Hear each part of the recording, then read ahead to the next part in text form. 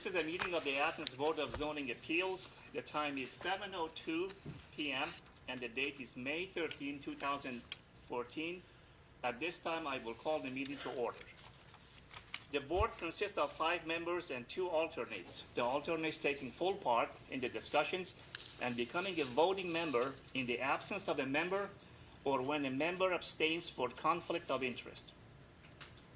Present tonight are Ms. Betty Hollow, Ms. Kay Towsley, Ms. Joan Kranansky, Ms. Lisa Carson, and alternates are Mr. Ed Baum and Ms. Ellen Salter. I am John Goldsey, the chair. Also present are zoning administrator Mr. John Caskey and secretary Mr. Paul Eschenbacher. The board operates according to the following procedure. The chair will name and describe the case. The zoning administrator or secretary will state the basis of the objection and any applicable facts or conditions pertaining to the case. The appellant or their representative will give reason why the appeal should be viewed favorably. Anyone wishing to speak in favor of the request will be heard. Anyone wishing to speak in general comment will be heard. Anyone wishing to speak in opposition will be heard. If necessary, the appellant or their representative will offer concluding summary or rebuttal remarks. Testimony from the floor shall be closed. The board will deliberate and render a decision.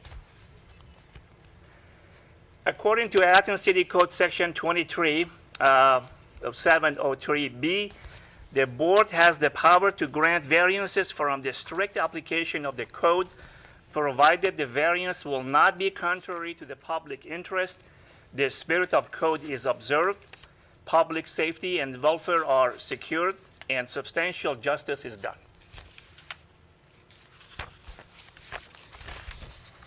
According to Section 230710C, variances from the regulations of this title shall not be granted unless the BZA makes the specific findings of fact based directly on the particular evidence presented to it, which support conclusions that the standards and conditions imposed in this title of, if applicable, have been met by the applicant. And these are the 6 criteria.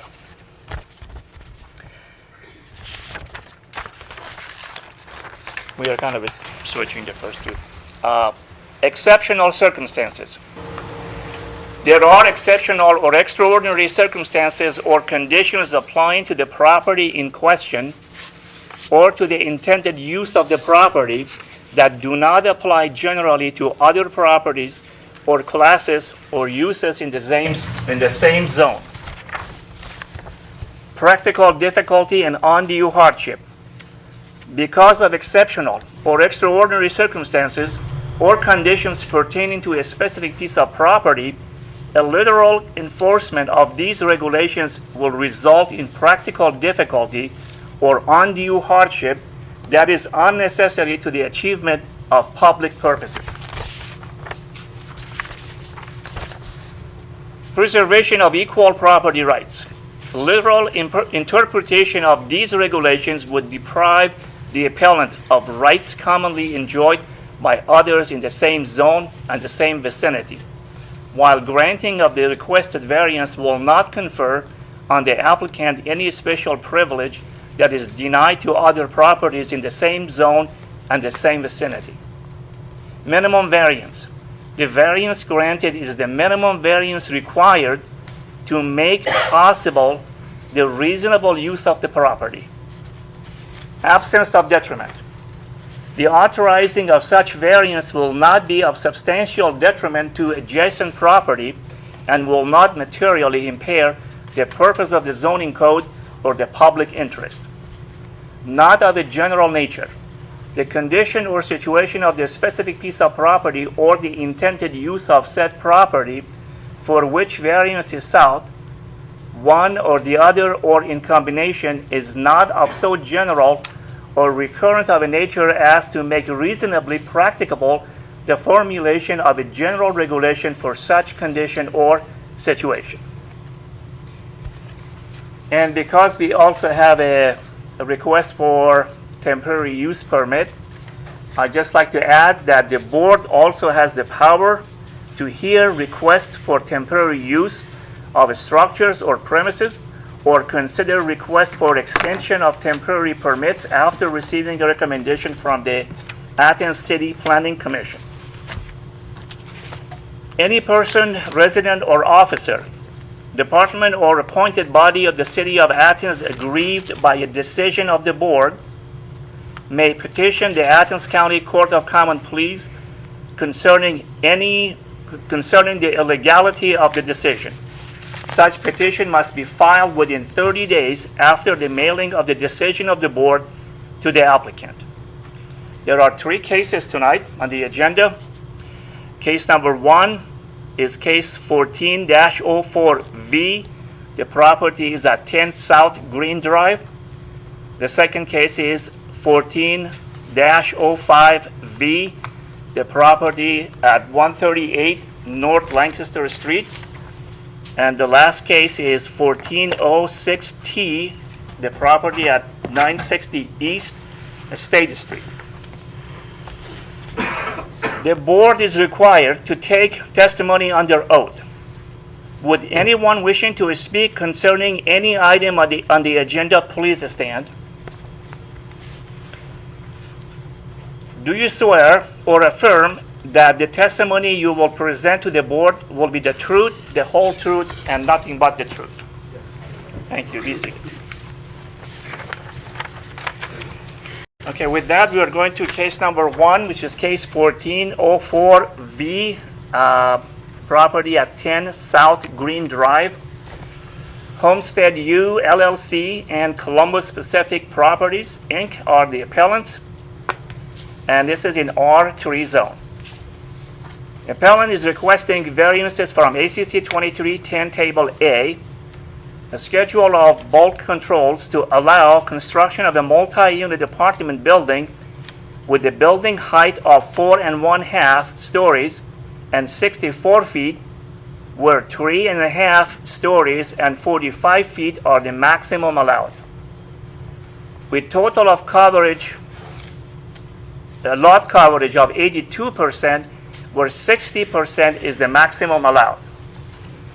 With 1,186.4 square feet per unit for 95 units, where a minimum of 1,250 square feet for a maximum of 90 units are the maximum allowed. And from ACC 2310 Table B, Office Street parking requirements to have 223 parking spaces, where 312 parking spaces are required. And I just added to minimum to 1,250 and then maximum to the 90. Otherwise, it was the maximum. Well, Mr. Reichenbacher, we have a complete documents in here from the appellants. Lots of good information. Is there anything else you would like to add? I'll defer to Mr. Paskey.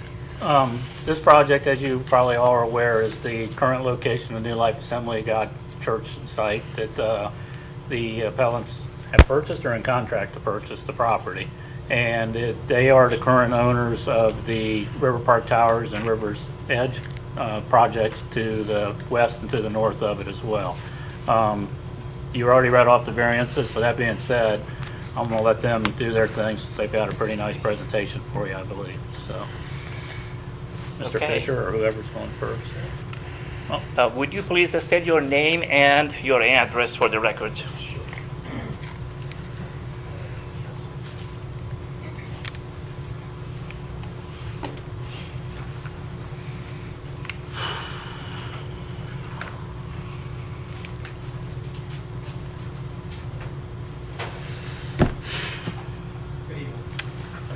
Margolis.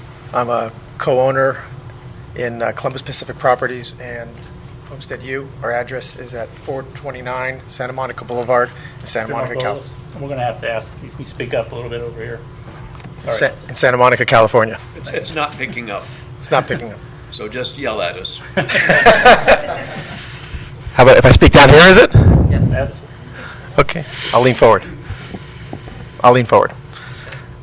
We started our company. I'm just going to give a quick overview. The presentation will be done by the land use planner and the architect, but I just want to kind of give a quick overview of who we are and what we're doing and what exactly we're looking for regarding these variances. We started our company about 20 years ago with a Big Bear redevelopment shopping center in Heath, Ohio. And since then, we have properties in about 11 states. A few years ago, we started in the student housing business. We now have about 5,500 beds. We're in 3 states covering 4 universities. About 3 years ago, we purchased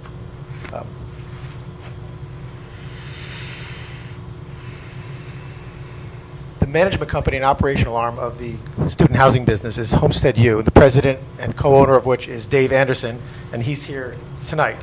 And I just want to go through what their qualifications are, which is pretty impressive. He's a member of the National Apartment Association. He's a member of the Columbus Apartment Association, the National Multi-Housing Council. He's on the board of directors of the Columbus Apartment Association, and he's a past president of the association. And in addition to student housing on the 5,500 units, they also have about 1,500 apartments. A few years ago, we purchased Rivers Park, River Edge, and River Annex. It's about 1,250 student housing beds here in Athens, servicing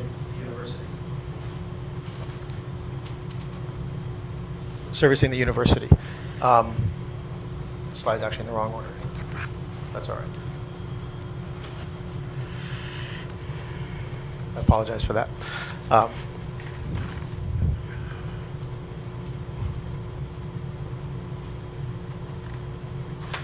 In that time, we spent about, missing a slide, excuse me.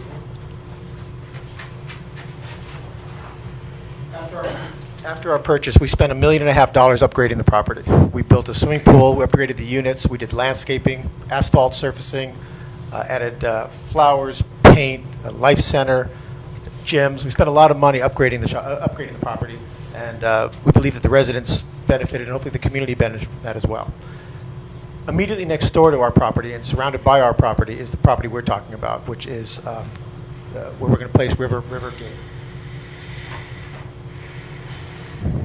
Ohio University, the university is expected to grow at a rate of 250 to 300 students per year. There are currently no student housing large developments on plan in the future. It's going to be needed. We haven't had, I don't think, a development out here since 2009 and 2010, I believe. And all we're talking about in our development is 1 year's worth of student housing growth. If student housing is going to go anywhere, as you can see from this particular image here, it seems to make the most amount of sense to put it in a place where it's isolated by itself, completely surrounded by student housing, and not in town. The particular property that we're looking at is surrounded on the north by River's Edge student housing, on the west by River Park student housing, on the south by all the dorms, and on the east by the river and the highway. It's the perfect location for extra student housing. But in order to build this project, we're going to need some help. Because to build what you're looking at here, it violates about 4 code sections. However, what we're hoping that we can convey tonight is that the changes that we're looking for would keep the property consistent in character, size, quality, and nature with the properties around it. As an example, the property's too tall. It's too tall according to current code. But the properties all around it are taller. Our property, River Park, to the south is taller. The dorms are taller. River's Edge to the north is about the same height. And so by going to the higher level, as you'll see in the slide presentation, it won't be seen. And we believe that's a reasonable request. Another example of what we're looking for is on parking. Parking code requires 1 space per bed. But the reality is, as known by the history of our property, and since we've owned it and before we owned it, only about 70% of the students have cars. So in our River Park apartments, we have a lot of parking, but only 70% are used. We have extra parking. What we did on this particular project to make this work is we parked it to what we are currently using, and that is at 70%. One of the other requirements are number of units, number of units, excuse me. And as was explained, we can have 90 units. We have 95 units. We can easily get rid of the 5 units, but in order to do so, we changed the mix of the units. So the architects tell me that within the same frame as what we're building right now, instead of going for 10 2-bedroom units, we could take the exact same footprint and have 5 4-bedroom units, thereby reducing it by 5 units, completely complying with code, saving us money, because obviously building 1 4-bedroom unit is a lot less expensive than building 2 2s. I've got 1 living room, 1 kitchen, no demising walls. But the problem is with the mixes, it's not giving the students what they want. The way we have the separation right now is we have just about the same number of 2s and 3s as we do 4 bedrooms, and to change that unit mix really wouldn't be conducive to what the demand is and what the students have. So with that, I'll turn it over on the details, and hopefully you'll take a look at this particular property in light of the properties around it, and look at the coverage and what it's actually being done and what it's being built at and what it's being built for. And then, so we'll talk with Matt Leisure, who's our land use planner, and Gary Bruck, who is the architect.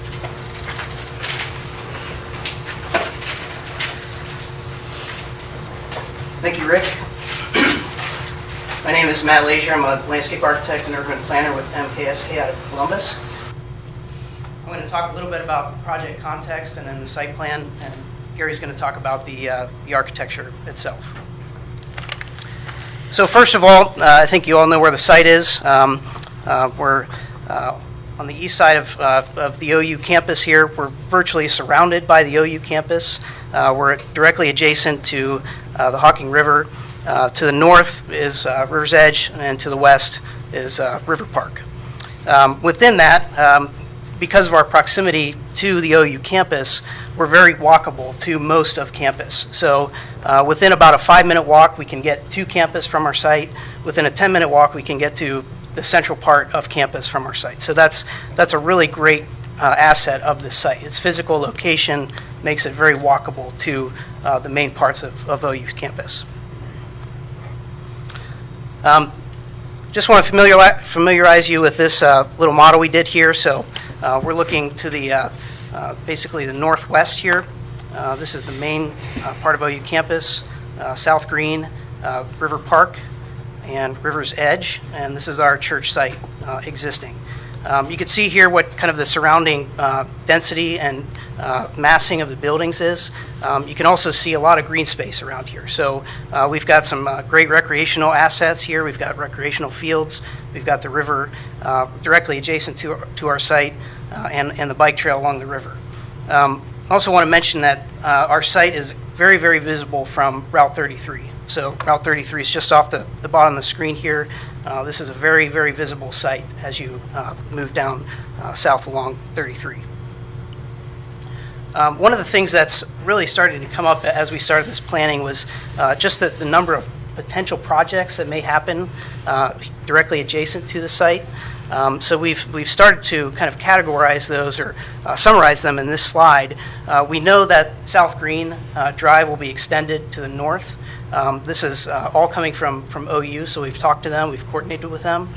We also know that another immediate project is a walkway directly north of River Park and River's Edge. So we've got some immediate projects that are going to be happening likely this year, as far as we understand, that will affect our site planning. There's also some future projects that will likely happen as well, so potential improvements to South Green Drive, and then this Green Sweep promenade that enhances pedestrian access to the university. So these are all very important to our land planning process, because we need to accommodate these and work with them to the best of our ability. So kind of step one of this process is actually demolishing the church. So that's what we're talking about. We're rebuilding on the site. So the church will go away. We'll regrade the site, prepare it for development. Before that happens, though, we've talked to the fire chief, and he may, in fact, use the church for training before the actual demolition of the building. So that's kind of an added benefit to this potential project. And as you can see here, likely that South Green Drive will be extended and built as this is happening, as far as we understand. And here you can kind of see the massing of the project in front of you. So here's some images of the project, but you start to see what the massing and scale of that project would be. It's a U-shaped building. It's a 4.5 stories, 4 floors of residential. It's directly it's in direct relationship to the adjacent buildings that are, in some cases, 8 stories. Directly to the north, River's Edge is 3 stories, but built on top of a significant amount of earthwork to get it out of the floodplain. So in general, the building starts to feel like it belongs in this place. And we really paid a lot of attention to building height.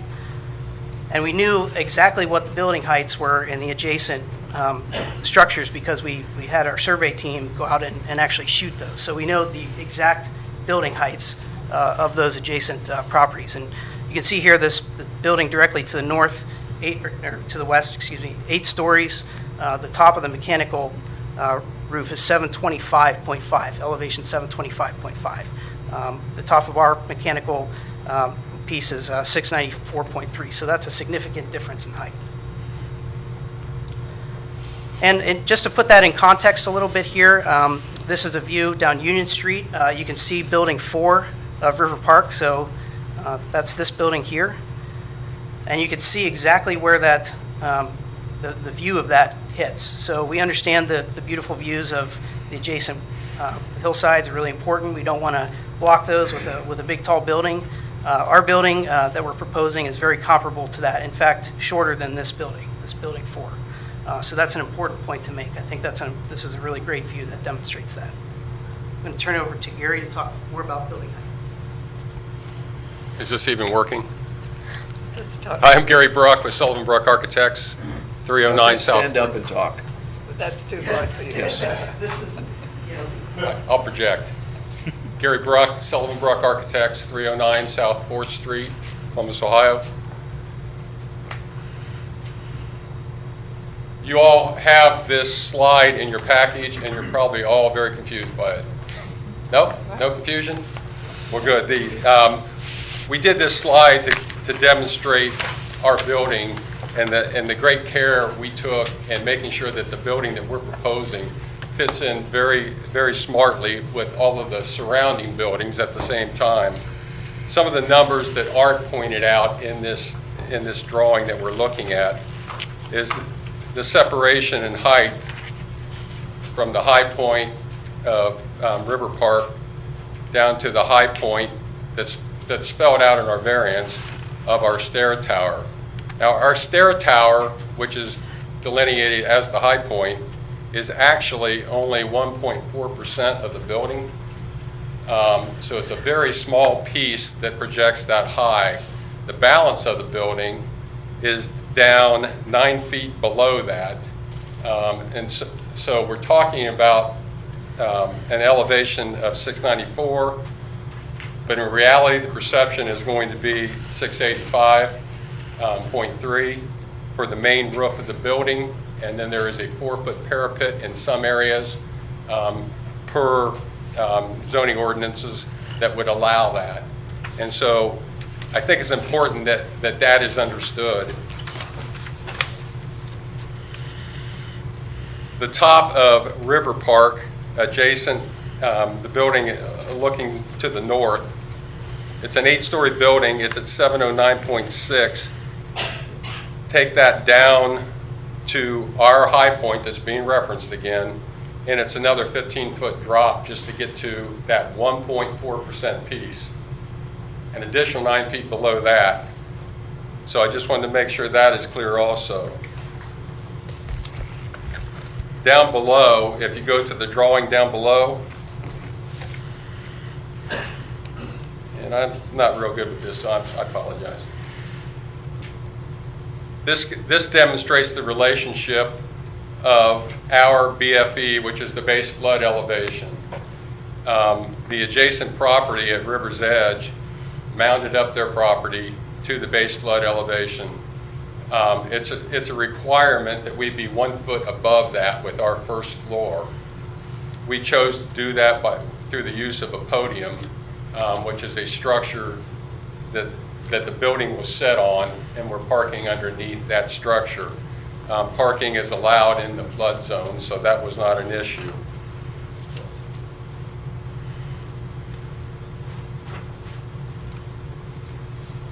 The line work that's shown up above is showing you that if we base all of our calculations off of the BFE and adhere to that as a plane that has to be respected, then we would actually comply with the 3.5-story interpretation because we would be below a 3.5-story height and a 4-foot parapet height. So that is demonstrated by these numbers that you can see right here. These two lines are what the code would allow based off of that being the ground plane. Because we are not using that for the ground plane, we're here asking for a variance. Thank you. Okay, thanks. All right, so I'm going to talk about the site plan a little bit here. So again, a U-shaped building. You've seen the massing of that in context. One of the key things that we started with when we started kind of working on the site plan was thinking about the main public edges of the site. So really the south edge, the east edge with the new roadway and its visibility from 33, and then the west edge are the main edges of the site that are in prime views of everyone, either from the campus or from 33 or from the west side River Park looking in. So one of the things that we wanted to do was actually use the architecture to enforce those views. Use architecture to create a nice public edge. That's a traditional kind of way of doing urban buildings, and this site plan reflects that. So we're actually using architecture to reinforce the adjacent public space, which is a really key point. In terms of how the site is accessed, we've got a sidewalk down here on the south side for pedestrian access. So the main entrance to the building is on the south side of the building. The main vehicular entrance is off the new roadway that's going to be built. So the curb cut is just coming off the very north edge of the site. So you circulate in, and our parking is underneath all of the building, and also underneath this roof deck, which you'll see in a second. So the majority of the site is parked below structure, which is an important point. The benefit of using that U-shaped building and that terrace is that we're hiding most of the parking with architecture. So from the public edges, you won't see the parking. We've also got some amenities built into the site. I'll show that in a second. We're really trying to think about sustainable design with this site. We've got kind of two techniques that we're showing here: pervious concrete, so concrete that allows stormwater to drain and allows it to filter through a medium, which will help with water quality, and also some bioretention, which basically works in the same way, where we have a soil medium that drains stormwater and filters it. We use those techniques on the Grange Insurance Audubon Center in Columbus. It's a project I worked on, so you see pervious concrete and bioretention here. Just to zoom in on the pool terrace itself here, this is a really nice amenity. Again, this is one floor up, so this is on the main floor. It's above parking, as I mentioned. We really worked hard to try to figure out how to make this a great amenity for all 4 seasons. So we've got kind of a separate, 2 separate planes. We've got the main pool terrace here, and then an upper pool terrace, which can be closed off. So the pool itself can be closed for the winter, and the rest of the deck can be used during those months. But we've got some great amenities here. We've got the pool, seating around the pool, a sloped lawn, casual seating plaza, a grill, lounge area with a trellis, and also some planting. So really trying to soften this up and make it a really nice amenity for the residents. Also, the main kind of lobby of the building is here. We have a coffee bar here and gym, so this is an important relationship. Those are all kind of work together. Along those primary edges of the public edges, the south edge and the east edge, we've got a couple sections showing how those will be treated. So we want to soften those facades with landscaping, really make nice sidewalks and nice pedestrian spaces on those edges. Just for the south facade here, we've got a seat wall or a low retaining wall that will actually virtually screen all the parking completely. So parking will be imperceptible along that south edge, which this section shows. This wall will also kind of create a nice buffer between pedestrian sidewalk and the building, so that's a really a nice pedestrian space. Along the east building facade, this is that main facade that will be seen from 33. We really wanted a nice, again, pedestrian space along that new roadway, but separate that from our project with a nice ornamental fence and piers. Again, that's a very traditional kind of urban way of designing a site where you have building, planting, a nice edge that defines private from public, and then the public sidewalk. Turn it back over to Gary. We'll just talk about the architecture just a little bit for you. I think Matt gave you a pretty good explanation of why we are doing the podium the way we are. The parking is under the podium. I got to tell you, I'm more of a pointer guy than I am this thing, so I'm probably confusing you all, but I'm sorry, I apologize if I am. The podium outline is that.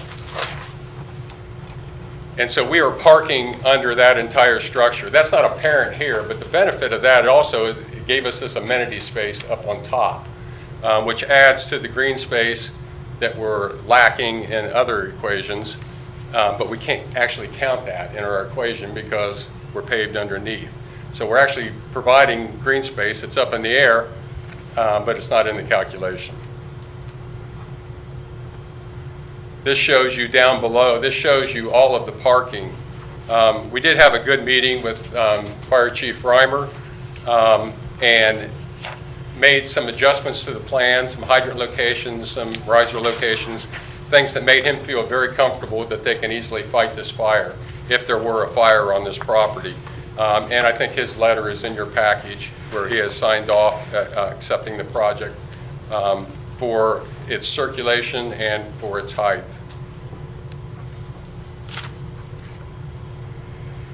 And I'll just walk you through some images here real quick. You've seen this on the boards. This is the south face, the existing South Green Drive and the new extension over here. Two handsome faces to face each street. This is the north side. This will face River's Edge. You can just start to see the podium behind the tree line here. That gives you an idea what the amenity deck looks like. And you see all the penetrations down below. Those are for a multitude of reasons. We want vehicular access to be easy. We want pedestrian access to be easy. We want safety to be good. We want to be able to be seen when you're in that area. And it also benefits if there is a flood for floodwaters to escape. This is the drive that the fire department was very specific about what they wanted, and we accommodated all their needs with this drive in so they could access the podium space. Turn it back. So we're just going to close with some kind of quick project benefits that this project has. This is about a $20 million construction project, so this is a significant project. That nets out to maybe about 140 construction jobs, something like that. During construction, we're looking at something like $200,000 in local income taxes from those construction workers actually building this project, and roughly $400,000 in permit and tap fees.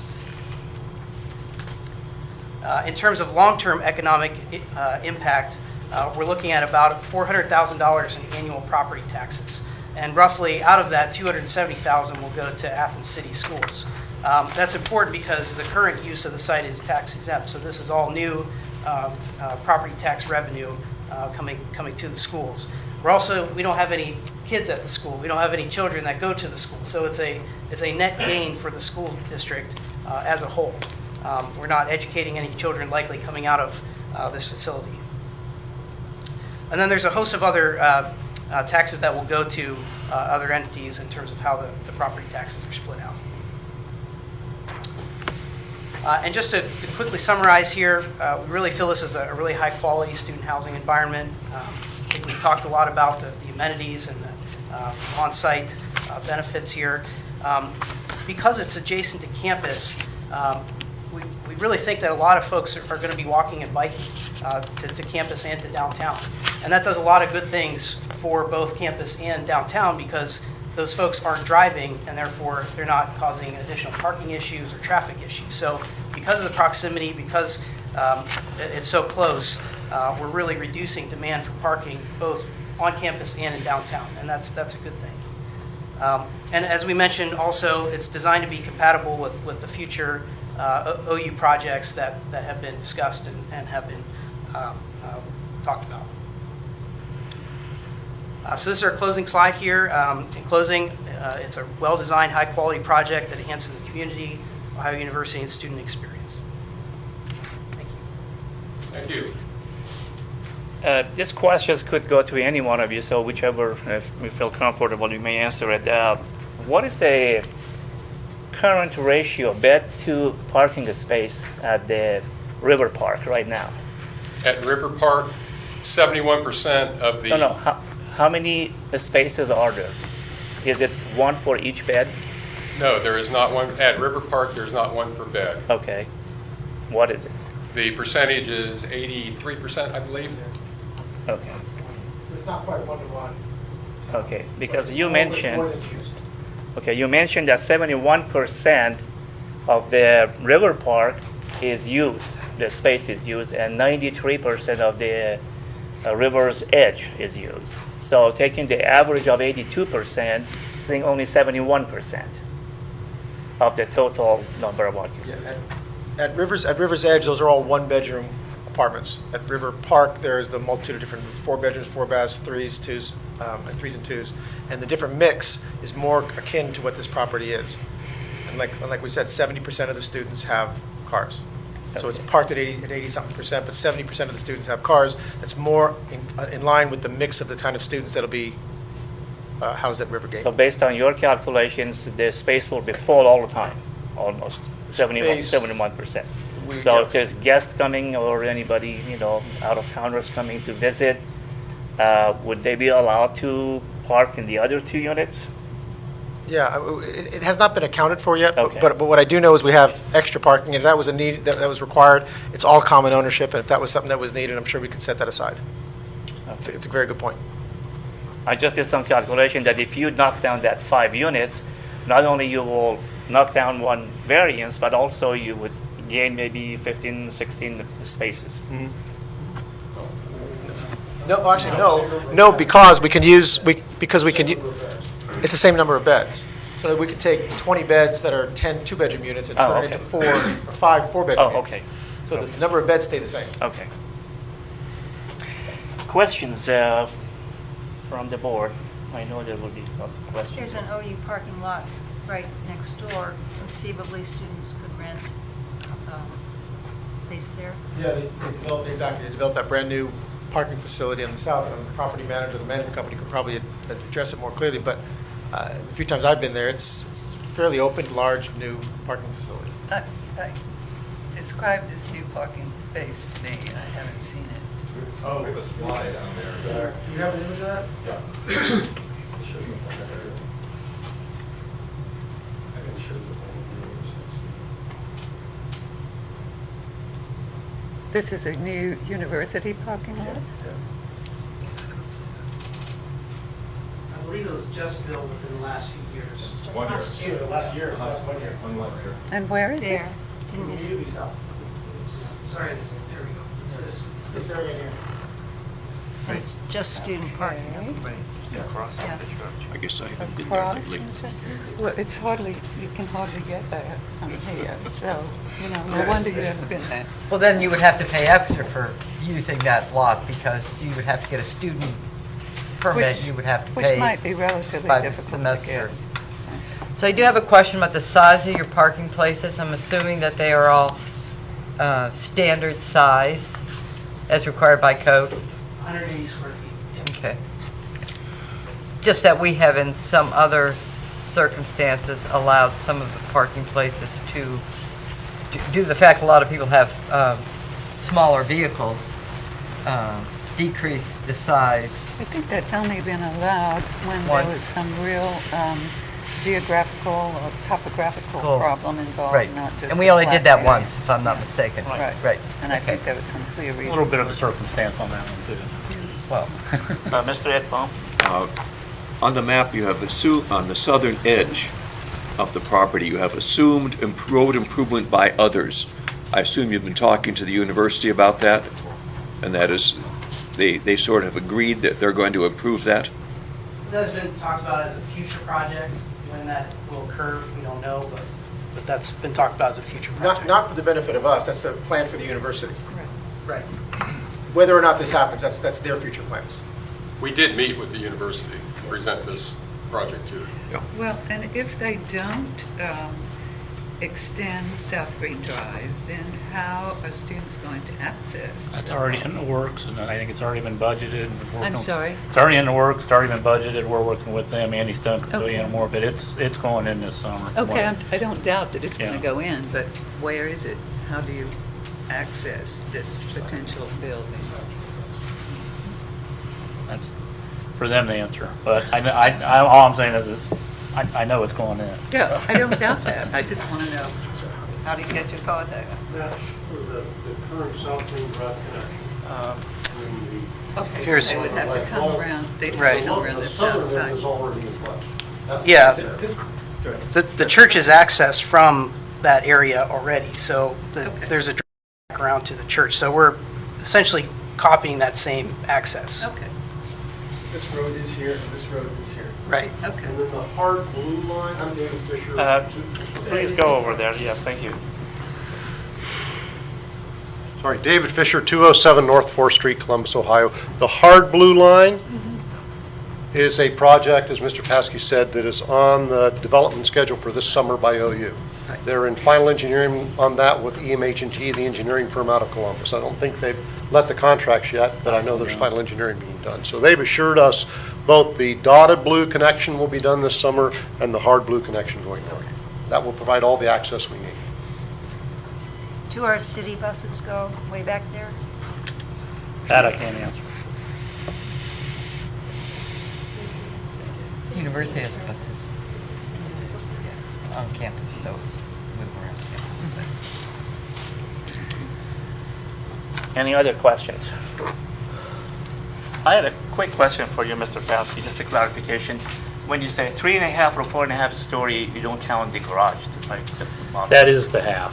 That's a half? That's the way I've been doing it, is Oh, okay. the parking underneath I count as the half. I thought the steps going a little bit higher was the half. No, it's the parking area, and if it was like a dormer type, Cape Cod type, that would be a half as well. But the way we've been doing it is we've been counting the parking garages underneath as the halves in many, because in this situation, the south side of it is elevated up so that it's at the first floor level, but the back is down, so we're kind of like a walkout basement in essence. A little bit oversized and overscaled in this situation, but the same principle. Okay, thank you. And River Park got to be so high through other They variances? built that up years ago because to put it out of the floodplain. Right.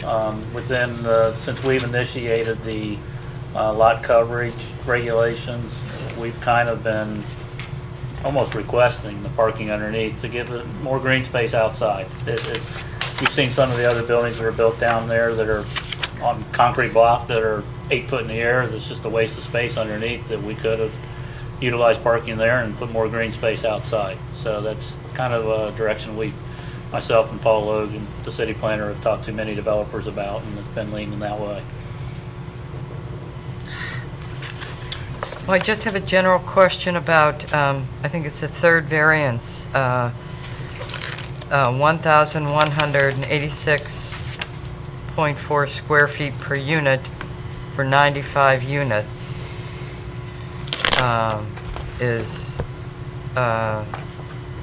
and yet where you're having 1,250 square feet for 90 units is the maximum allowed. So could you explain the discrepancy and I corrected that when I read Okay. varies. Is the minimum 1250 square feet Right. or a maximum of 90 units? Right. So the Based on the size of the lot, the the maximum minimum number of units they can Right. have there is 90 at 1,250 square feet per unit. Right. As our code requires. They have 95, so therefore they only have 11, so therefore it's at 1196 or whatever the number is. Right, so they have less square feet than we require in the code, that's why they're asking for a variance for that. On the 5 units, in essence, yes. Right. Per unit. I might, The same Per number of unit, beds. right. So the units are then smaller than what our code requires. No. Has nothing to do with the size of the unit. Our code requires that you have to have 1,250 square feet per lot per unit. Has nothing to do with the size of the unit itself. it's 1,250 square feet of lot area Lot that's area. required. Okay, that's how I read it the first time, then I read it again, and I read Yeah. it differently, so it was very confusing. But Um, that was the point that Rick made earlier, that if we took Right, our unit count and changed it by making more 4 bedrooms, we wouldn't even be here asking for that variance. okay, that would be one, that's rather minor variance then, we want to think. Has the Hawking Conservancy had anything to say about this? I don't think they have to, it's not on their property.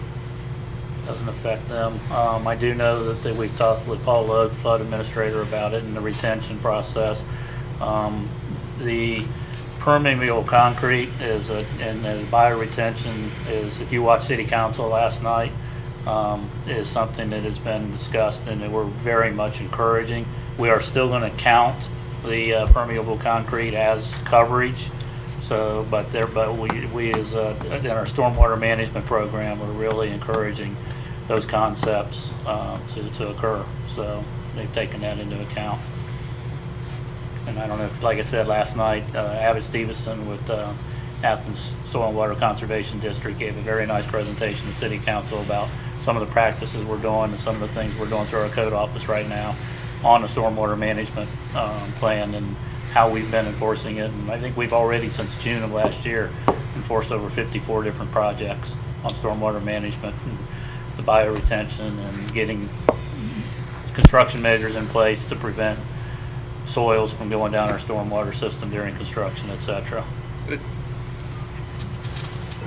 Okay, thank you. Questions? Gentlemen, you may be seated if you like, or if you can stand if you want. At this point, anyone wishing to speak in favor of the request will be heard.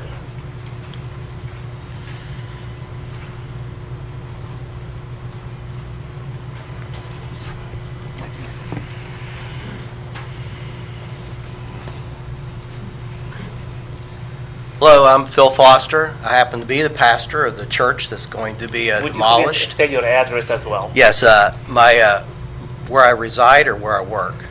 Home address. is fine. 5116 David Lane, Albany, Ohio. Thank you. I just think this is awesome. Looking at these plans to see the improvement on this property. I've been here 19 years, so I've adopted Athens as my home, and I intend to live here the rest of my life. And I'd say I've been approached multiple times since I've arrived here about this type of activity by different people, everyone from the university to other people prior to these guys. For some time, we've considered trying to do a relocation process and project ourselves. So this kind of came together, and to see these plans that they formulated are just incredible to me. I mean, this is a win-win for the city of Athens, I think. When you look at the housing that existed when I came here, and I know at some point there seemed to be some kind of a plan the university initiated to up our game a little bit so we could, I mean, let's be honest, Ohio University is what really drives this community, and I think we all know that. And one of the ways that they were able to up the reputation of this university apparently was by the development of our city. And I think the city has progressed slowly, very thoughtfully, and very impressively. And I think that this represents possibly the next phase with the addition of some of the properties I see being developed currently on East State Street. When you look at the student housing, I know when I came here 19 years ago, I was shocked coming into a university city where it was at that time, but I wouldn't say that at this time. I think we have a very splendid community, but the housing in that area, as most of you know, is not on the same level of what these folks are wanting to build there. So the enhancement of that property, I think, goes without saying. As much as I wish I could come here tonight and say if our intention was to stay there the next 19 years, that we would be able to bring it up to a place that we would like to have it. I don't think that I could give you that testimony tonight. But what I would say is that with this, it's going to enhance that part of campus in a very remarkable way, in my opinion. And I'm excited about it. I know there's a lot of people who had approached me personally about different uses for it, but I think having been surrounded by these people, I can just testify that just since the current, there's been, I think, 3 owners since I came, beginning with the original owner, Ingalls, that owned it. And there was, I think, somebody before these guys. But what I've seen them do in the last few years has been very nice to see the pool that they built and some of the other additions. So from that perspective of being a neighbor, I can see the improvements they've already made on the community, and look forward to seeing this project come to pass. We plan to relocate to another location that I don't want to announce tonight, but somewhere in the Athens area. We love Athens. We're committed to Athens. We want to be here and be a good partner with everybody in the city. And so I guess I rise tonight in support of this project and would be willing to answer any questions you might have for me if you would happen to have any. Thank you, sir. You're welcome. Is there anyone wishing to speak in general comment on this case? Is there anyone wishing to speak in opposition of this proposal? Yes, Robert Toy. Okay, sir. If I may, I want to take down some of your things, put some of my own. And you stated your name, also address would be nice. Business address is 50 and a half South Court Street, Athens, Ohio. I'm an attorney here within the city of Athens. Live at 7851 Roscoe Drive, Athens, Ohio.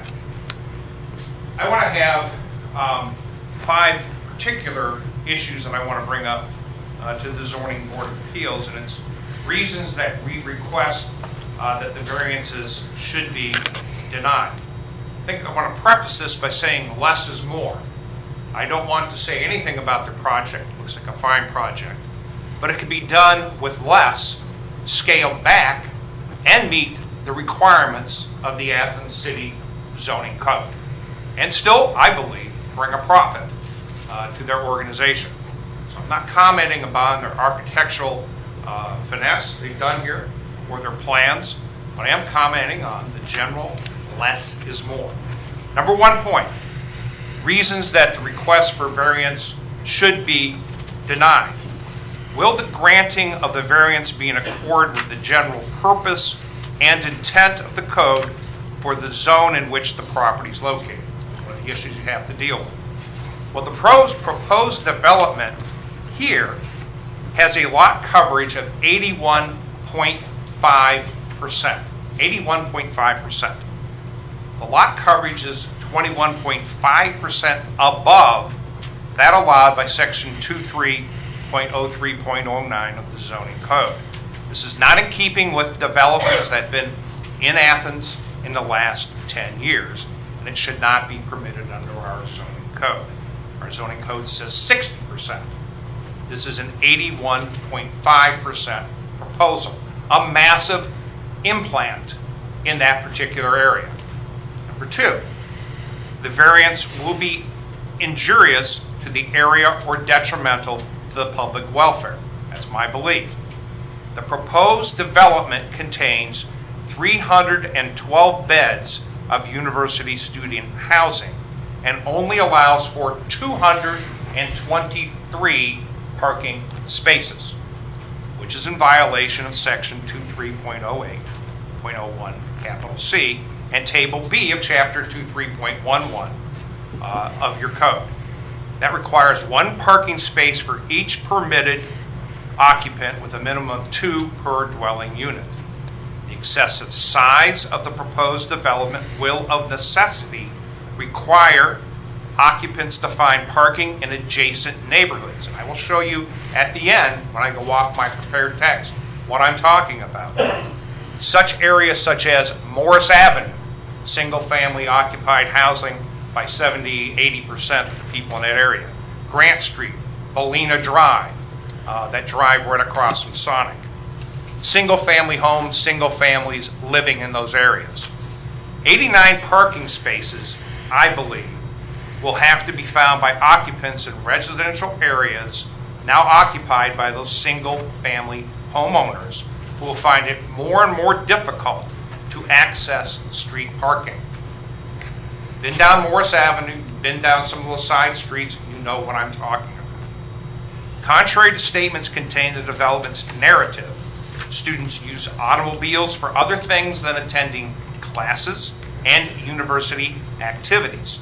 Students drive to and from work, wherever that may be. Students drive to and from their friends' homes, and they drive to their homes, wherever they may be.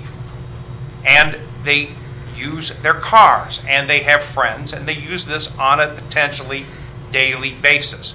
How do I know this? I had 2 girls grow up in my family and went to Athens High School and went to a high university and did not live in my home, but lived in various locations within the town. And they both had cars. They didn't have to have cars, but they sure did. There's been no data provided by the developer to substantiate its claims that the students will suddenly stop wanting to bring automobiles to Ohio University's campus. I don't think that's a premise that you have supported with your data. You did indicate there was 71% of usage in one apartment complex you have, 93% in the other. Gentlemen, if you go down there on any weekend, you're not going to find a parking space down on those little places that you have at the current time. In the summer, you will. In the summer, there's plenty of parking. Today, I drove down just to make sure you're fine from now May, June, July, until August. But from August until classes are out in May, it's a mess. And it's going to be that way. And I'll show you when I get done with these remarks. Number 3, denial of the variance for the developer would not deny him reasonable use of land and or buildings. I'm not here saying that there should be no development. I've looked at what you've done, pleased with what I've seen down there compared to what it was. I was in River Park Towers back in 1970, I think when it was first built, if I can remember that far back. And it is an improvement that you have made at the current time. If I was a student, I'd be attracted to your development. I think I'd still be attracted if you lopped off the top floor of this development and were able to comply with all the regulations that we have here today. There's been no showing by the developer why this development should be able to flaunt, basically, the parking regulations that we have under the code. The idea behind parking regulations of one parking space per occupant is logical and has been applied to other large developments within Athens. I called today to Palmer Place. I asked them, how big is your area at Palmer Place, right down here off of Stimson Avenue? They said 2.5 acres. That's what they told me. I didn't look at the plat map, but that's what my understanding. They have 2.59 acres and call that a small space. I disagree with that being a small space, since an acre is 212 square feet when you apply it. Palmer Place is required to comply with one space per occupant. Less parking spaces means, obviously, more congestions for neighborhoods and more congestion on roads not designed to handle that type of increased traffic. And I'll show you on the map, you'll know when I look at it, what we're talking about in reference to this increased traffic, even with the new road that may or may not, probably may, go through onto Mill Street, dumping onto there. There's no hardship created by the application of the code to this development. There's no hardship on them. They can build and build a nice unit. Less is more. The request that developers are making would exceed the purpose and intent of the zoning regulations. The developer is not seeking a minor adjustment to the code.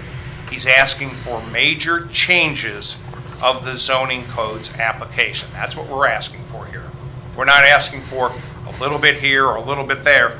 We are seeking, in this case, instead of 60% lot coverage, 81.5% lot coverage. Instead of 1,250 square feet for a minimum lot area per apartment, they are requesting 1,186.4 square feet per unit lot size. Instead of complying with parking regulations that require one space per occupant, you've been doing that consistently for small developers, for large developers, for people putting in little apartments or adding on to their homes and trying to get at a rent. You're doing that for everybody. And even when they tried to put in an apartment out here on East State Street, not by any homes, you denied adding on an extra story to that new apartment building, to the new motel that's coming there by McDonald's. You're familiar with what you've done there. So we're asking, be consistent in that regard. This parking requirement will be 89 more parking spaces eliminated that won't be there for the residents. And I really dispute their calculations. I've not seen a study. I've not seen any proof that talks about 71%, 93%, 82%. I can tell you it's going to be full every single weekend from August until May. Don't know about the weekdays, but pretty well it'll be packed. The reason for parking space requirement is that there's a problem with parking in the city of Athens, and if you choose to come and make a development, you need to comply with those regulations. This has been the standard we talked about. This is not a small area for development. It is 2.5 acres, about the same, maybe even a little bit more than Palmer Place, which is the one we've dealt with most recently. Having a unit with 223 occupants should still provide a profit potential without negatively affecting neighborhoods, roadways, and citizens. No matter how much I might personally like to have another garden space or something else, that doesn't really matter. Development is good. It does provide benefits. I'm not opposing it on that grounds. But in this case, less is more. Number 4, the variance will substantially increase congestion in the streets, increasing the risk of fire, endanger public safety, or substantially diminish or impair adjacent property values. Contrary to their statements, an increase of 312 students in an area where nobody lives, that New Life Assembly, nobody lives there, at the current time will increase congestions in the public streets. By the developer not providing enough parking spaces for each residence, at least 89 people will be roaming the streets of Athens looking for parking spaces for their car, for their boyfriend or girlfriend's car, or for their friend visiting from Miami University, Cleveland, Columbus, Cincinnati, or who knows where. The developer can lessen the degree of impact by scaling back this proposed development to meet the requirements of the zoning code. For instance, 223 occupants will obviously provide less of an impact than 312. By scaling back the development, they can meet the height restrictions, they can meet the lot restrictions imposed by the code, and they can meet the parking restrictions. Perfect example is Palmer Place. When Edwards Group came in here many years ago, they're the one that built the Summit, another nice area up here, but they were not allowed to add an extra story. You nixed it. You said no at that point in time. I'm asking you to follow that example that was done in that case. I believe there are 265 spaces at Palmer Place for 265 tenants. Number 5, the last. A variance on these 4 factors that you talked about and the code has found would give the developer a special privilege that has been denied to other land or buildings in the same area. Once again, Palmer Place was denied this, and the land for the hotel was denied this on East State Street. We ask that the zoning board affirm the denial of the variance request. There are no exceptional circumstances why this property should be granted the variance, and that in order to preserve equal property rights for developments within Athens, zoning requirements should be maintained. Request for 81.5% lot coverage instead of 60% is not a minimum variance. Whereas request for 223 parking spaces where 312 parking spaces are required is not a minimum variance request. Additionally, asking for less than 1,250 square feet is not a minimum request, nor is the height. A request for variances will create, if you do give them the variances, I believe you'll see not only myself but others in here on a very regular basis and create a flood of similar requests and a weakening of the zoning code. And that's going to be detrimental to all citizens. Let me show you what I've got here. And I've just taken all their wonderful exhibits, well done, and I've shown what we have here. Let me just illustrate. If I may walk up here, if I have permission to do that? Sure. If I may, thank you very much. So you can see too, gentlemen. This is how it looks now. This is the New Life Assembly. This is the parking lot in the background right here. And this is where Phil Foster was talking about. The New Life Assembly's been there for 19 years. Great place. We're going to miss Phil. Hope he stays close here. And the parking lot area is there now. Old, decrepit. It's going to be nice to have this gone. It needs to be improved. But right now, we've got a bottleneck. The bottleneck is Mill Street. And the bottleneck is coming through here. It's confusing. When you drive through there, you don't know if you're going the wrong way or the right way. I did it again about the 20th time in a month. What they do propose is adding this roadway. Let's assume that it goes through. I think it will. Let's assume it goes through. And where it hits, it dumps into Mill Street. It does not go through to Stimson Avenue. It dumps into this street, and you come down here, you know what everybody's going to be doing? They're going to be going through those Mill Street apartments, that crummy-looking road that's sitting there next to Mill Street. It curves, goes back and forth, bumps up and down. And that's going to funnel the traffic out onto Stimson Avenue, turning right. I don't know what you're going to do if you want to turn left there. Okay? Now that's great, because that'll head out this way, where everybody gets stopped for DUI about 25 feet to the right over there. That's where all my cases are. I'm not making an advertisement. Number two, here is my concern. Right here, a 10-minute walking distance. You know, I used to be a student. My daughters were students, and I deal with a lot of students on a daily basis. If they don't have a parking space, you know what they're going to do? They're going to go over where there's no parking meters, which is right over here. Here is, this is Stimson Avenue. Right here is Morris Avenue. Right here, that's Morris Avenue. This is Grant. This is the Bolina Drive right across from Sonic. They're going to start parking on those side streets. And they're going to keep their cars there Monday through Thursday, usually. Get in their cars on Friday and Saturday, drive around where they're going to have to go. Park them and dump them in those neighborhoods where we have children, families, and everybody else.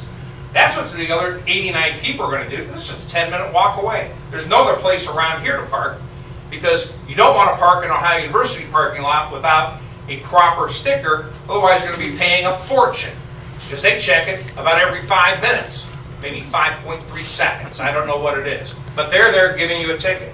And out here, you have these parking regulations where you're going to dump your car, keep it there, irritating the neighbors in that area. If you make a parking space for each person, you don't have that problem. You may have somewhat of a problem, but people are in a double space and park and so forth, and they'll deal with that. That is an issue. I've looked at their proposal. This is great. Love to have a pool. May, it's open. The pools are open over there today. Saw them today. From May until September, you can use them in Athens. You can't use your pool September through April. Not here in Athens. It's not going to happen. Now, I don't know. I'm not proposing to get rid of your beautiful development, but you do have parking spaces here. You do have room. It can be done. Scale it back. Less is more. You can do that. And one way you can do it is by looking at the top floor. I'm not an architect. I'm not going to argue with you guys who are a lot smarter than I am. But if you lop off the top floor, you make it. I counted right here 25 apartments. Lop it off, you're going to meet all your requirements. With your height restrictions, you'll get close to your parking restrictions. I'm not saying be totally strict, but be close to it if you have a reason. Lop it off, and you should still have a profitable development. I want profit. I'm all for profit. It's wonderful. But let's not make a massive development on 81.5% of your lot. When Palmer Place didn't do it. It met its requirements, and everybody else has also. To sum up, if I may, less is more. And the last issue I want to bring up, 3 things. This is their picture you gave to you. Here's my summary. Parking, parking, parking, parking. Beautiful view of Athens. There you are. Every parking space taken. This is their photograph. That's what it looks like. Parking is the major issue we have here. Make sure that this development complies with the zoning in that regard. It is very, very important. Ladies and gentlemen, thank you for your time, and I thank you for listening. Thank you, sir. Is there anyone else who would like to speak in opposition?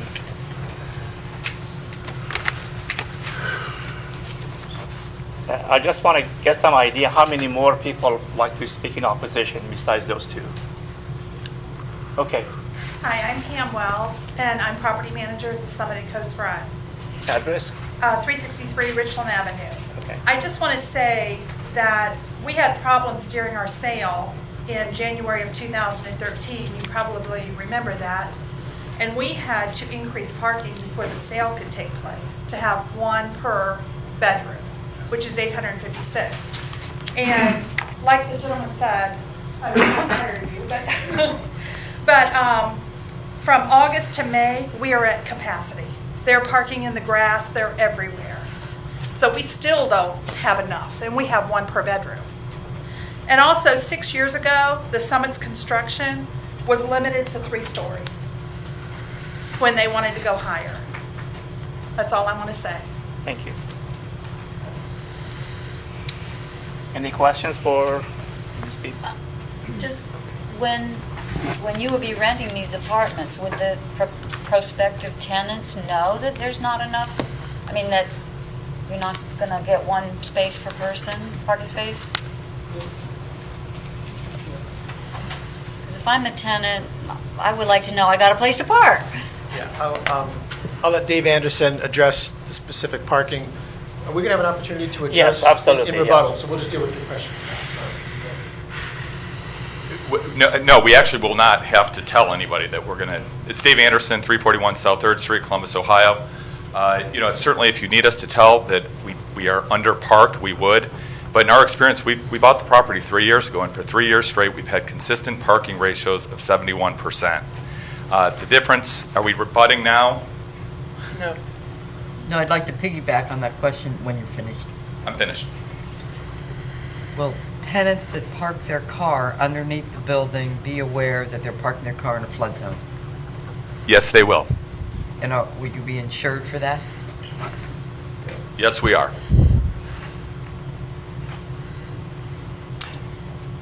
You may now address the questions that came from the opposition or the... Yeah, first and foremost, Pam, at the Summit at Coates Run, you may know where Summit at Coates Run is. It's not walkable to campus. So if you live at Summit at Coates Run, you either need to get on their bus system or you need to drive a car. With the rents that they get at Summit at Coates Run, it's no wonder that they have too many cars. These are wealthy kids whose parents can afford to give them cars. Those kids cannot walk to campus. We can walk to campus. Number 2, Pam, I'm a little nervous about your occupancy standards because if you have 1 parking spot per bed, and that's the parking ratio that you have, and you have more cars there, that means you have too many people and you're breaking Athens code. So you got to be very careful about your occupancy standards there. I just don't believe that you're overparked at 1 per bedroom at all. Now again, maybe it's because you're so far from campus. That could possibly be the case. In addressing the attorney here, Palmer Place, as you know, is right down the street. It's in town. We are, again, we're walkable to campus. I don't know what your parking ratios are at Palmer Place. I've been there, and I see plenty of parking spaces there. Not mine, wish I could own it. Yeah. I think I should add. And also, I think there was a question that you brought up about if we remove the pool deck, we would get more parking. It's actually fully parked under the pool deck. So, I think it's important to note also, just, and I'm not saying one way or other, that the lot coverage rules were not applicable at the time Summit and Palmer Place were both built, that they are now. Just throwing that out so you're aware of the situation. I would imagine that those other properties are over on lot coverage as well. but what's the procedure if we want to ask questions of those who've spoken opposition? I will call him. Okay. I'll call him back. So could I, in response to John's comment, how about the new project on Milron, Miller. Mill Iron? Mr. Farians, Yeah, he went over as well, but he didn't went come through- before the board. Didn't have to. He did a PUD process. So it went through city council. The city council was able to grant variances for going over as well. So plus, I may add, he got his in March before we initiated that. This has been he applied for that application, got everything in prior to the lot coverage ordinance going into effect. The 60% total lot coverage rule just went into effect March of 2 years ago, maybe 3 tops. So anything prior to that, yeah. If we had 30% in there, or 40%, whatever it may be, on R3 for the title for the building, but the total lot coverage rule was just added a couple years ago. Right, because there were many, many problems. We And had There's a reason for that. Yes, there was a reason Yes. for that. To try to, the city of Athens is at 40, or Tree City, USA, and we like to try to see 40% of lot coverage. Right. Or, excuse me, of green space on a There was a lot. lot of abuse of space, so That it too, was crucial yep. that the city did that, so. Yeah. So, and then the other part, as you may well remember, the Summit was required to do what they did because they lost 72 parking spaces over the side of their hill. Japan, you may not be aware of, that slipped over the hill and they had to okay, so John, a little would you- different story there. John, would you repeat and speak up just a little bit? And the last part, Yeah. the Summit was required to come back in on the transfer or the sale of, because they lost 72 parking spaces, I believe, that slipped over the side of the hill. 50. Because they came to the Board of Zoning Appeals and got a variance for the size, is that what we had allowed? Correct, yes. On the size of the parking Size. spaces to be put back in. Yeah. Okay, thank you. Gentlemen, any? Yeah, I just want to, just a few points. First of all, by the way, that's a nice presentation. Are you here representing anybody? I'm a concerned citizen. Okay. Specifically with reference to the intent of the code, playing favorites, consistency, I put this slide up just to show you that this particular property, I don't know of other properties like this in Athens. You're not going to be creating any precedent. This particular property is surrounded on 3 sides by large student housing projects, and on the 4th side, it's surrounded by the river and the highway. So I don't think that by creating a variance here, you're creating any special treatment for us that somebody else would come and talk about. Palmer Place is in town, Coates runs up on a hill. I mean, this is a unique piece of property. And what we're looking to do, and that's why I kind of give a summary at the beginning, is keep it consistent with what's in the area, with the height and the parking and such. With respect to addressing the parking 10 minutes away, all I can do is address the fact that the management company, we issue permits, we know how many people park, and perhaps maybe the reason why it's different than Coates Run is because we are a walk to campus. People don't need their cars. They're here, they'll choose those units because of that reason. The last thing I'll mention here, when we talk about lopping off units and that type of thing, this particular construction, I don't know if we have a picture up anymore, is extremely expensive. What makes it so expensive is the podium. And I don't know if we did a really adequate job of explaining what that podium does, but River's Edge is built up on a mound of dirt to get it out of the flood zone. It's built on top of the mound of dirt. Very inexpensive construction. And what it requires you to do then is after you build your structure on the mound of dirt, you're surrounded by a sea of asphalt, which is your parking lot. What we're doing here is instead of building it up on a mound of dirt, we're putting a podium, big piles into the ground and a concrete slab over the top so the parking's actually underneath. It's extremely expensive. The soil there is not great. We're spending about, I think it's over $1 million just on the podium alone. And what that enables us to do is put the parking underneath the building so you don't see it, and surround the architecture with trees, shrubs. It's expensive to do. Also, with taking away the podium, as Mr. Toy had mentioned, that doesn't do anything for parking. The parking's under the structure. All this stuff is very expensive to do. With respect to the specific points, I'll refer over to David Fisher, and I know he has some legal comments. Quick question, though. How many parking places are underneath the building? And how many are actually out in the open? There's a slide that... I just can't remember all of this. So you want to go with the... Are you going to run it?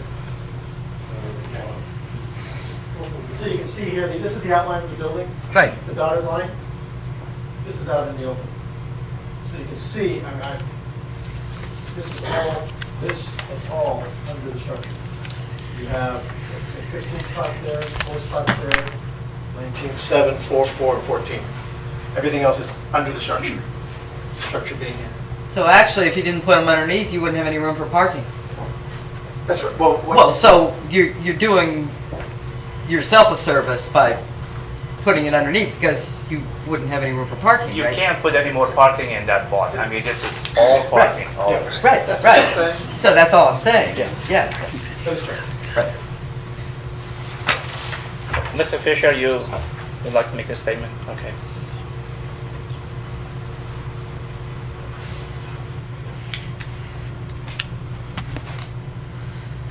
Thanks, Mr. Chair, members of the board, and thanks, Mr. Toy. Great comments. A worthy adversary. David Fisher, once again, 207 North 4th Street, Columbus, Ohio, part of the development team. Just want to make a couple of points in rebuttal to Mr. Toy's comments. We disagree with him in this case that less is more. We think less is less. We're offering an extremely high-quality product here. You've seen the construction numbers. You've seen the economic benefits to the city and to its school district from doing this project. Certainly, we could do many of the things that Mr. Toy suggested.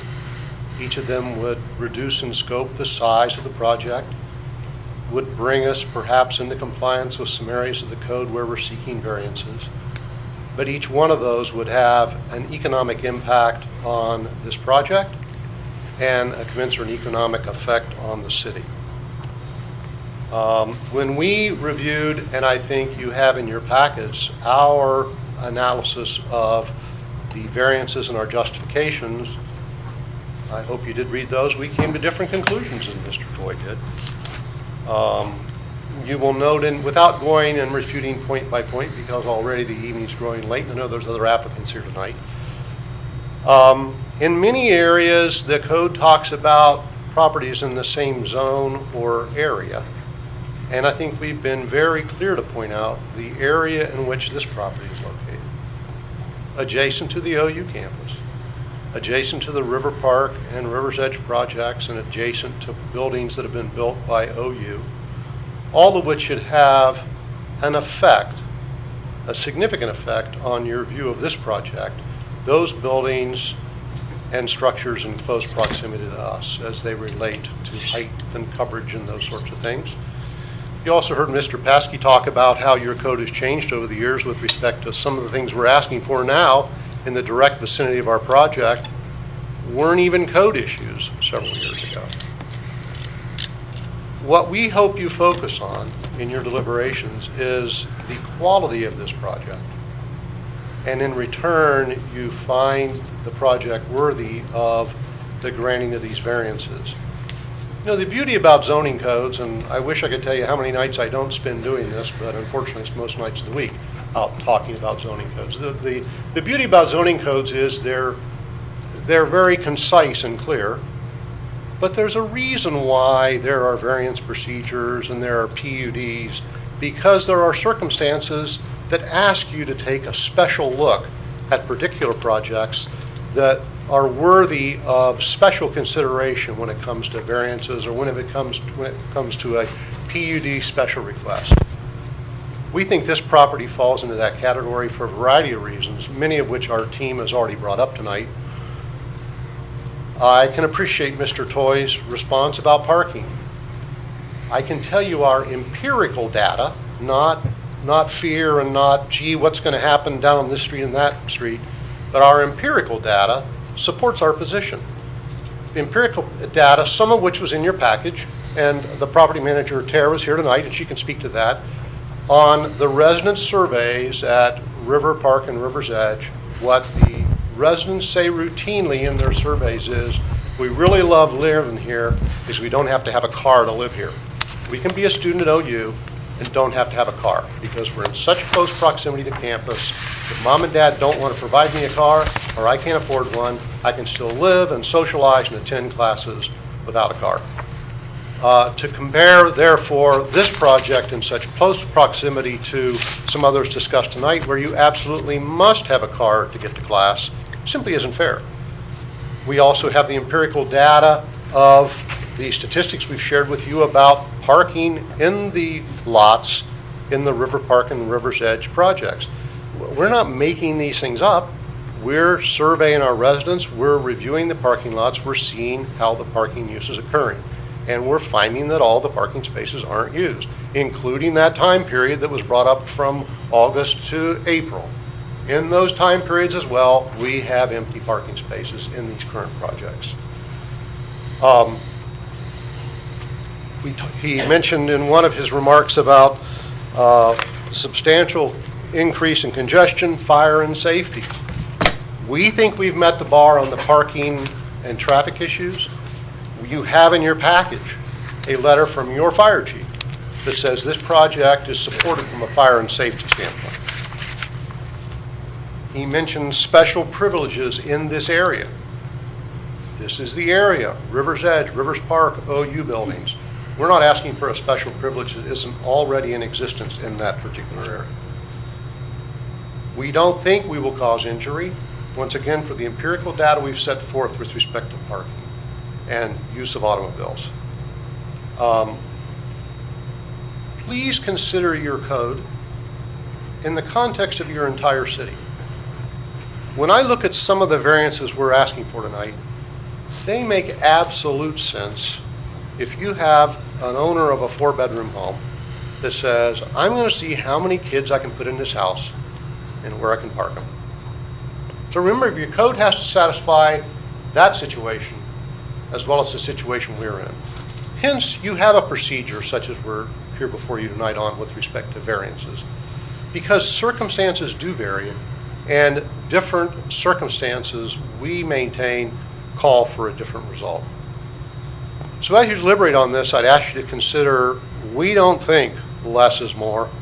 We think less is absolutely less. Thank you. Thank you. Any quick question? No? Okay. Mr. Toy, there is a question from one of the board members. If you don't mind, come to the podium. Just answer the questions only. Sure. That's it? Yeah. Yeah, I just had a question about the statement you made about people storing cars all the way over. I mean, Morris Avenue, I guess according to the chart, their chart, they're saying Morris Avenue is 10 minutes away. 10-minute walk, that's correct. If you look... That seems sort of optimistic to me, but that is according to their own chart. I think they're probably right. That's a 10-minute walk, could be 12, and I went and drove it today just to take a look at it. And I think people can store cars there. I'm going on, I've not done a study, I've not seen a neutral study that they've given to us, which concerns me. I mean, if you have a study, we do traffic studies, we see what's going on. I understand what you have for your data. I'm going on personal experience, and I know that students store cars. I represent students every day. They store them, they put them in neighborhoods, and they move them. It happens, it's a matter of fact. Why you have a parking code and why you have one space all over the city. I think it's worked well. Why you've done that is so that we alleviate this parking concern. I'm not going to say there's going to be 89 people out there, but even 50 is enough on those little streets. You know where Molina is, that little road? I know exactly where it is. Yeah, I mean, it's... If I could continue. Right ahead.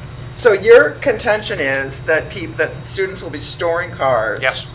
Of their out-of-town friends, not so much their own? Could be their own. Okay, on Grant and Morris and Boliana. Yes. But is that neighborhood not under the 24-hour parking rule? Right, and if you take a look at how that's enforced, it's not enforced very well in those areas. You know that as well as I do. The parking code's enforced more strictly in areas right uptown here than it is in those areas. It's just a matter of fact. You'd have to change the whole behavior of how we do that. It may change eventually, but you have a 24-hour move or get ticketed. It just doesn't happen. It does not occur at the current time. That's just a matter of the way it is. It does on my street. Okay. Well, it may on your street, but my experience is that there's certain areas that... If you're Grosvenor or someplace like that, Right, yes, it does. I mean, that's exactly right. That's right uptown, but not in the other areas. May I add that Right the ahead. only reason we have the 24-hour parking rule, whether it's enforced or not, is simply because of students parking storage in these in-town neighborhoods. That's why we have the rule, and it took a long time to get it. I don't want to tell on myself, but I was an 18-year-old freshman at Miami University. Did not go to this fine university, but I went there, and I loved my 1966 Ford Galaxy 500, and I parked it and stored it in some neighborhood over there. And that's what I did. That was 44 years ago. And, behaviors haven't changed. I hate to say that, but people do that. That's the way it You should have is. more sympathy for the project, then. Well, that's true. Yeah, thank you, Mr. Phillips. All right, thank you. You have a chance because of this new discussion. I know, but we have... Okay, you're fine? Okay. Okay. We close the floor for discussions, and any discussion among the board members? Yes, I'll say something. I think it's very annoying to have to take people's word for things that we then have to make a decision based on one person's argument that a given number of people will be storing cars, and there is the appellant's assertion that they're not going to be over 71% or whatever, maybe 80%. And maybe this is impolite to say, the ladies from the summit were not here when we discussed the slip of parking at the summit, but I believe that evening we were told that they had ample parking and that they were never full. So we're getting a lot of different messages here from different people and different interests, and it's very hard to make a decision, a reasoned decision, when we don't really have the data about how many students, how many cars. Also consider that it is very close to downtown and campus, and most people will probably walk, but they may have a car in the parking lot who's sitting there, and maybe they are using it once a week. We don't know. Yeah. We don't know.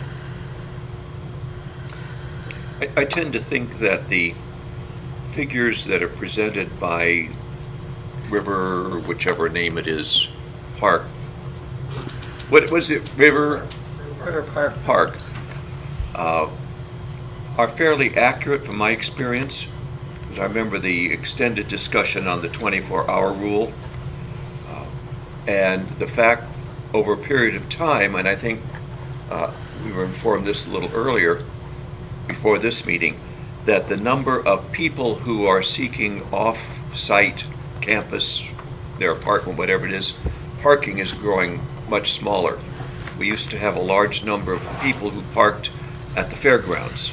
And I think he said the number is now 18? Something like that. Something I like think now they're parked on East State Street. It's closer than the fairgrounds. It is close in the fairgrounds, but they do get ticketed on East State Street. I know that. Well, Because I live on Sunnyside and I see them marking the cars going down. it's parked into all the time. Any discussions? Well, I guess I mean, just to throw more stuff into the mix, I think it was stated that the Summit Coast Run had people with higher income bracket, and so they probably more likely to have cars. But if this is a new and upgraded project, it's more than likely to also attract a higher economic class of students, and also it may attract more graduate students, and the graduate students tend to have cars more than the undergraduate students. So I don't think we really know what's going to happen with the parking. I think that's really an unknown variable, and I think I would like to leave it at that. That's how I feel about it. If I that agree. helps. I think it's impossible to know.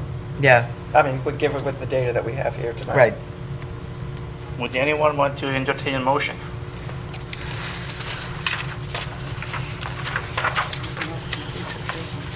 If you tell us what you're correct, Well, just say minimum 1250 square feet. is the minimum required instead I of move maximum we allowed? grant a variance Yeah. to the property at 10 South Green Drive. The appellant is requesting variances from ACC 2310, Table A, Schedule of Bulk Controls, to allow construction of a multi-unit apartment building with a building height of 4.5 stories and 64 feet, where 3.5 stories and 45 feet are the maximum allowed, with a total lot coverage of 82%, where 60% is the maximum allowed, with 1,186.4 square feet per unit for 95 units. Where does this go? A minimum of 1,250 square feet for a maximum of 90 units is allowed. And from ACC 2310, Table B, off-street parking requirements, to have 223 parking spaces where 312 parking spaces are required. I second. Okay, let's go through the findings quickly.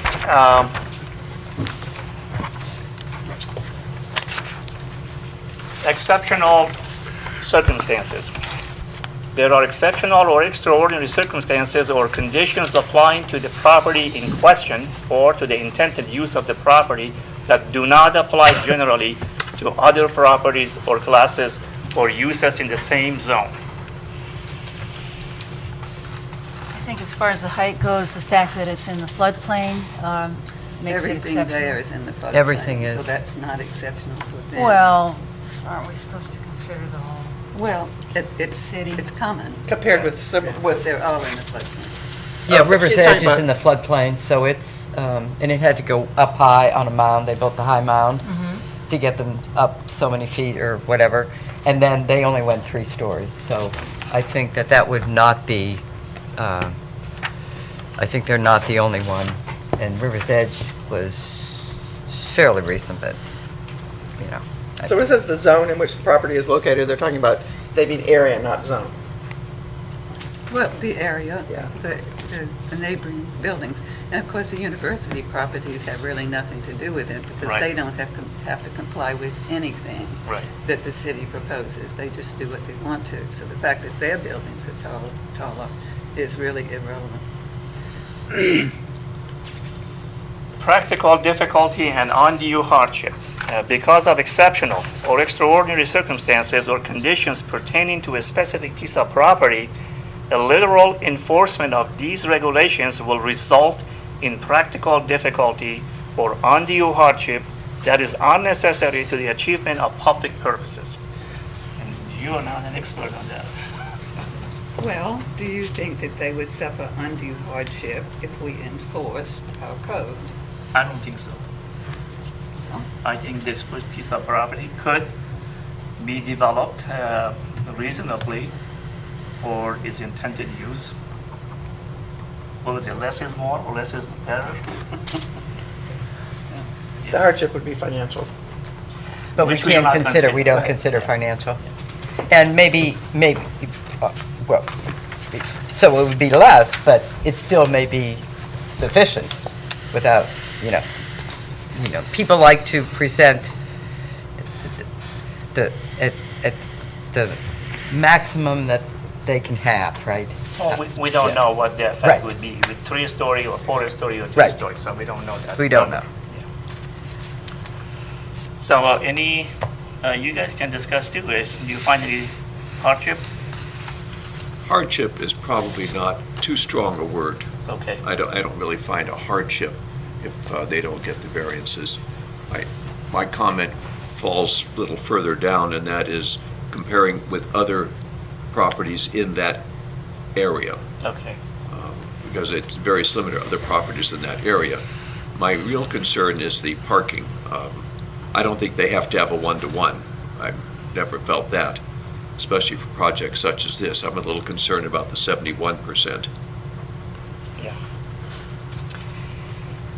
Preservation of equal property rights. Literal interpretation of these regulations would deprive the appellant of rights commonly enjoyed by others in the same zone and the same vicinity, while granting of the requested variance will not confer on the applicant any special privilege that is denied to other properties in the same zone and the same vicinity.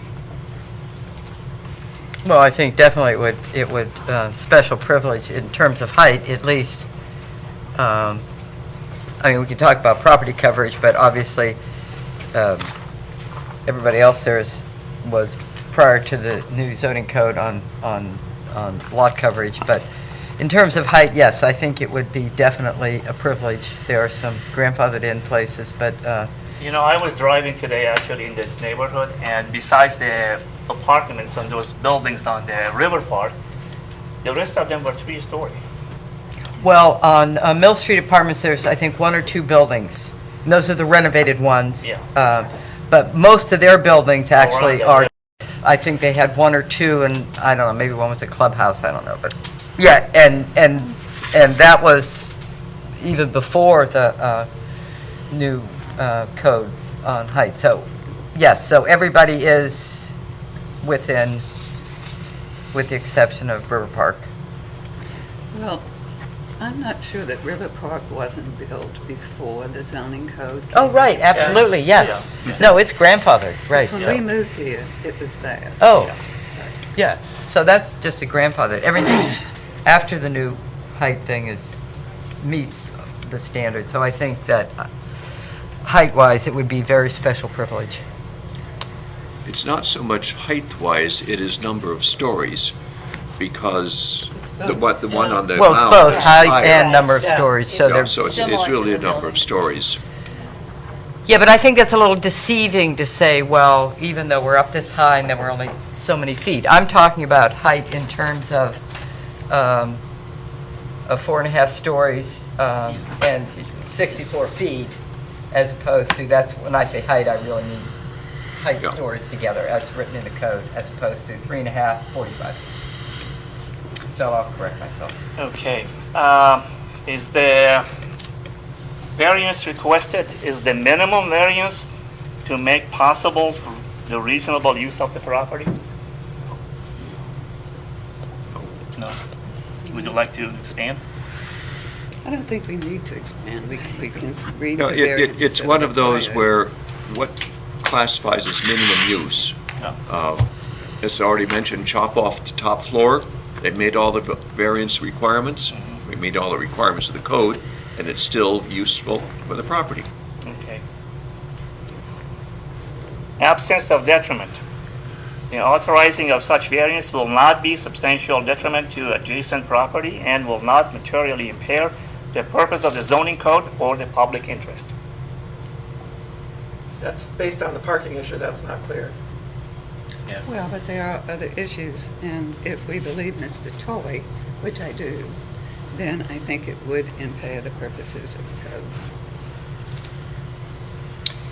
Not of a general nature, the condition or situation of the specific piece of property or the intended use of the said property for which variance is sought is not of so general or recurrent of such conditions or situation. And again, this stands by itself, right? Are we ready to vote? Yes. I'm going to go into kind of a random thing. Ms. Carson? I vote no. Ms. Hollow? I vote no. Ms. Krainaski? No. Ms. Towsley? Yes. And I would know as well, 4-1. Thank you very much. Maybe you'll be back. Hope so. Should we take maybe a minute so that you folks can take your... Thank you. Thank you. Thank you. Thank you.